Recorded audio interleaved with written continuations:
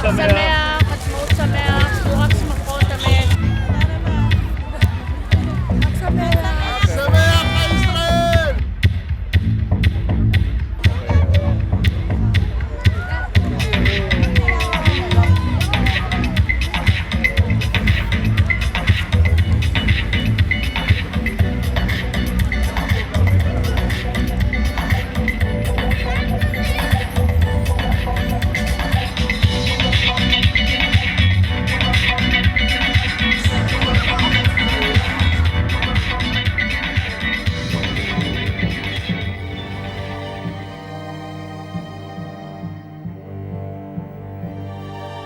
November 29, 1947. We sat in the balcony of the large hall of the United Nations General Assembly.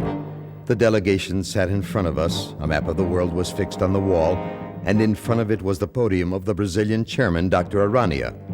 Next to him sat Trygve, the UN Secretariat General. Here in the Assembly, not as in... Our patience and hopes were running out. We needed 2/3 of the nation's votes for the victory we so longed for. We were concerned that someone would not keep their promise. At last, the moment finally arrived. In just a few minutes, perhaps all of our dreams would come true. To vote. Those who are in favor will say yes, those who are against will say no. And the abstainers, always they know what to say. We will start it now. Afghanistan, no. Argentina, abstention. Australia, yes. Belgium, yes. Bolivia, yes. At the end of World Brazil? War II, Europe's displacement camps housed 250,000 Jewish refugees, all of them yearning to set foot in the land of Israel.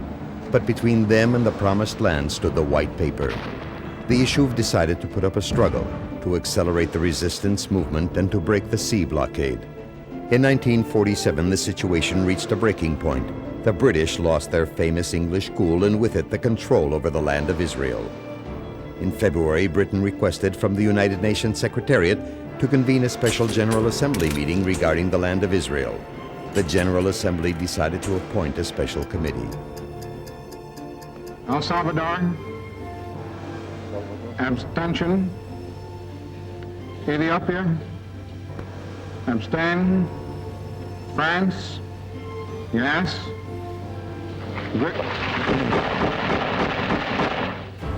I call on the public, and I hope that you will not have any interference on the voting on the debate.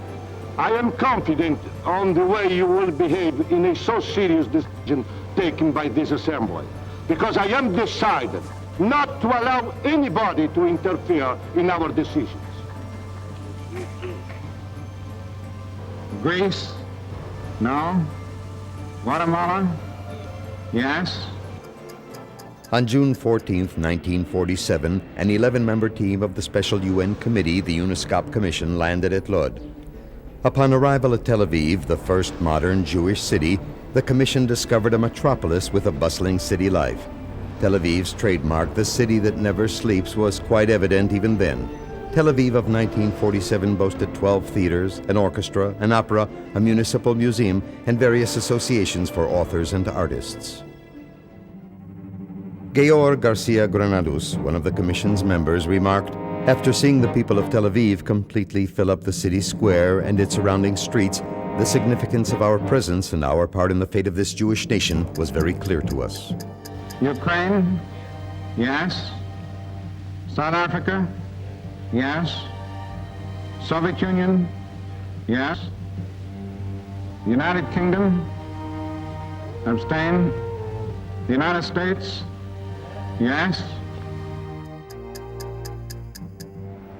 Prior to their departure to Zurich to formulate a draft of their decision, some of the Commission's members witnessed the deportation of immigrants who arrived on the Exodus. The recommendations of the Commission called for the partition of the land of Israel and the establishment of a Jewish state. The General Assembly convened during the last week of November. There was no guarantee that the Commission's recommendations would be approved. A 2/3 majority of the Assembly, it seemed like an impossible mission. November 29th was an ordinary Saturday in Tel Aviv. If there was any tension in the air, it wasn't felt.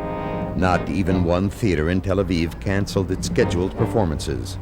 Pickup Girls starring Chana Miron and Yossi Adin premiered at the Camry Theater. The Habima featured Ghosts by Ibsen. Lila Lo presented The Tracklin, and Taylor of Groningen at Ohel Theater. The Eden Cinema announced that the movie The Blind Venus was completely sold out. During the evening, crowds began to head towards the Star of David Square to hear the latest information broadcast via loudspeakers directly from the editorial rooms of the newspapers. Yes. Venezuela? Yes. Yemen? No. Yugoslavia? Abstain. 6, 10.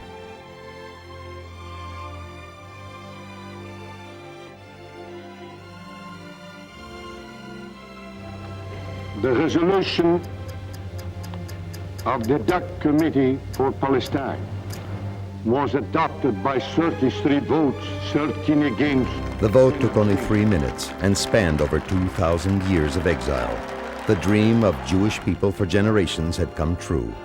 The crowd spontaneously began dancing the Hora. It was one of Zionism's, Tel Aviv's, finest hours.